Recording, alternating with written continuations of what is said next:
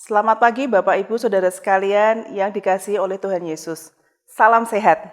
Kiranya kita semua selalu dalam lindungan Tuhan Yesus Kristus yang maha baik. Pada pagi hari ini sebelum kita kembali memulai aktivitas kita, marilah kita merenungkan firman Tuhan. Untuk itu mari kita satukan hati dan berdoa. Selamat pagi Tuhan Yesus. Terima kasih Tuhan untuk belas kasihan dan kasih penyertaan-Mu yang tiada habisnya dalam hidup kami. Tuhan Yesus, pada pagi hari ini kami kembali akan merenungkan firman-Mu Tuhan.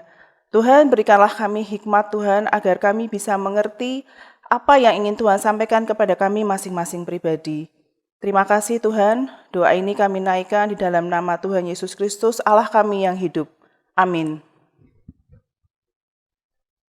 Judul renungan kita pada pagi hari ini adalah Hidup Tenang dan Tentram.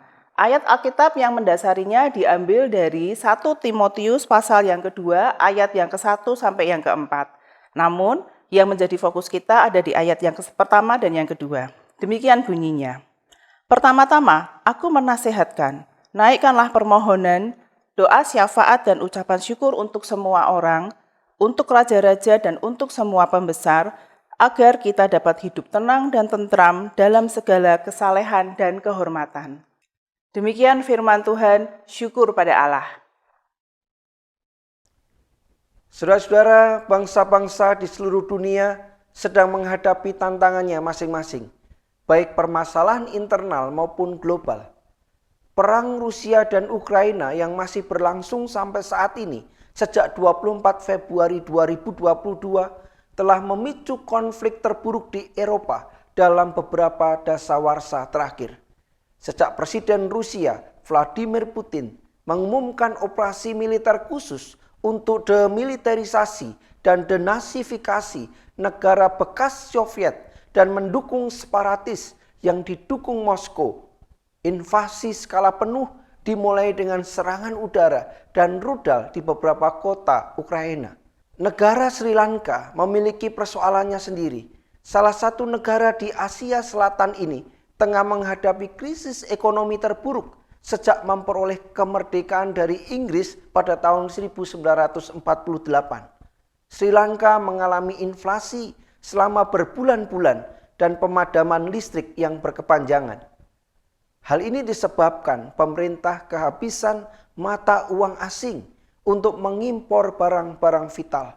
Bagaimana dengan Indonesia? Puji Tuhan, masih aman. Namun ancaman krisis pangan, energi, dan resesi global tetap menjadi perhatian bersama yang perlu diantisipasi.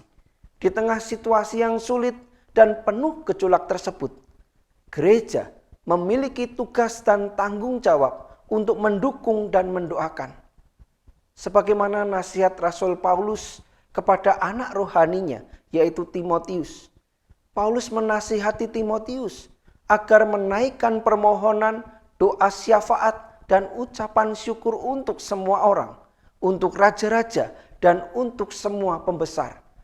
Tujuan dari nasihat Paulus adalah supaya umat dapat hidup tenang dan tentram dalam segala kesalehan dan kehormatan.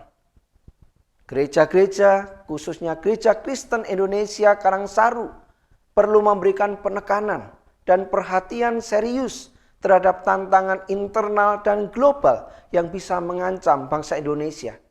Gereja tidak bisa hanya berbangku tangan dan tidak memiliki kepekaan atas ancaman krisis yang sedang melanda banyak negara di dunia. Gereja wajib menaikkan permohonan dan doa syafaat bagi kestabilan serta kesejahteraan bangsa Indonesia. Gereja perlu berkontribusi dengan mengerahkan dan mengarahkan sumber dayanya bagi kemakmuran bangsa. Gereja mendidik dan menyerukan anggota agar bijak dalam mengelola anugerah Tuhan. Gereja berperan menghadirkan hidup tenang dan tentram. Amin. Mari kita berdoa. Bapa yang baik, kami datang kepadamu. Kami menyerahkan segala kerisauan hati kami.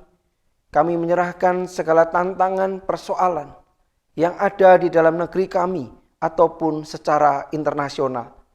Kami mohon belas kasih Tuhan supaya persoalan-persoalan yang ada segera boleh dicarikan jalan keluar, sehingga persoalan-persoalan global boleh diatasi bersama, dan persoalan-persoalan internal diberikan hikmat bijaksana oleh Tuhan, sehingga pemerintah-pemerintah, secara khusus pemerintah kami Indonesia, bisa mengatasinya dengan baik. Kami mohon Tuhan, sebagai umat Tuhan, sebagai gereja Tuhan di tengah dunia, kami tidak berpangku tangan dan diam.